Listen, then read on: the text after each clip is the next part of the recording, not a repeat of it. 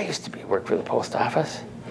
I lived in Minneapolis, and I'd go down there with my car, and when I was in high school and college, and go there on Christmas time, and I'd pick up a whole bunch of stuff, and I get to go around. And one year, I actually worked in the post office. And I actually worked with my neighbor, Neil Swiddock. And we worked in the parcel area, and they had these big chutes coming down.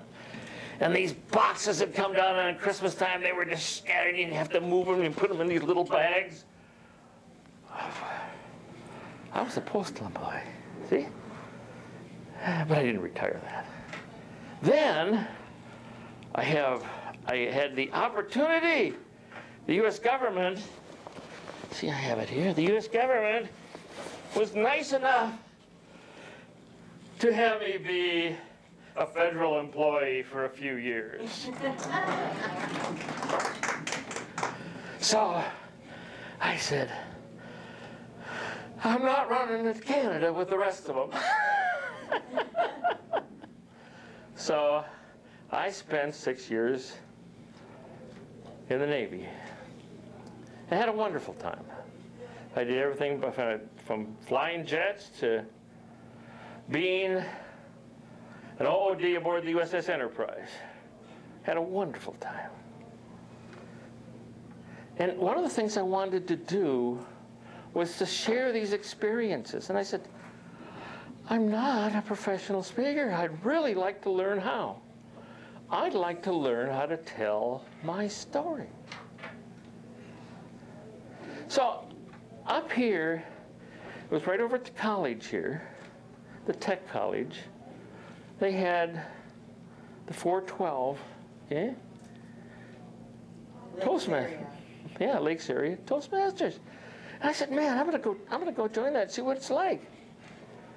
And I went and I said, oh, this is awesome.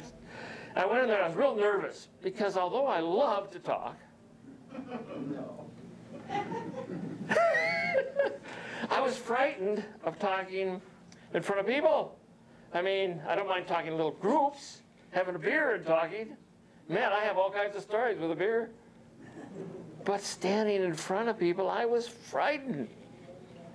And what this group was a bunch of extremely nice people who sat and applauded this terrible presentation I did. And I said, man, this is something I like. They sit and encourage me to add value to my life by telling stories that I've lived through and fitting them into their curriculum. And I loved it. And I said, it is so important to me, with all the journeys I've had, to go out and tell them. And one of the special things about it for you men is you got to talk for 7 minutes without being interrupted.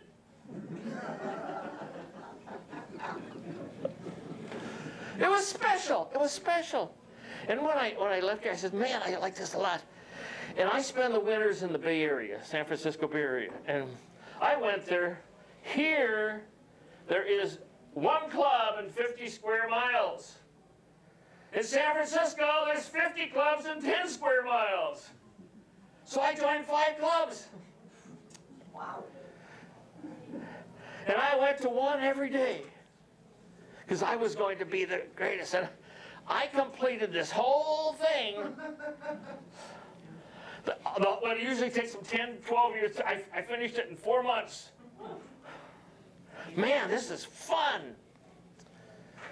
And the reason it's fun for me is now I go back and I start joining with others in my age group, and I start asking them if they want to talk and tell their stories. Because I want you to think back, wouldn't it be nice if right now you could watch a video of your great-granddad telling a story, snippets, vignettes, as Peggy says, of your life.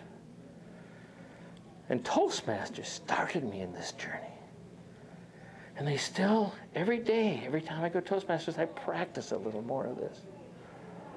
I said, Toastmasters is such a wonderful tool for us to start learning how to tell our stories. Thank you.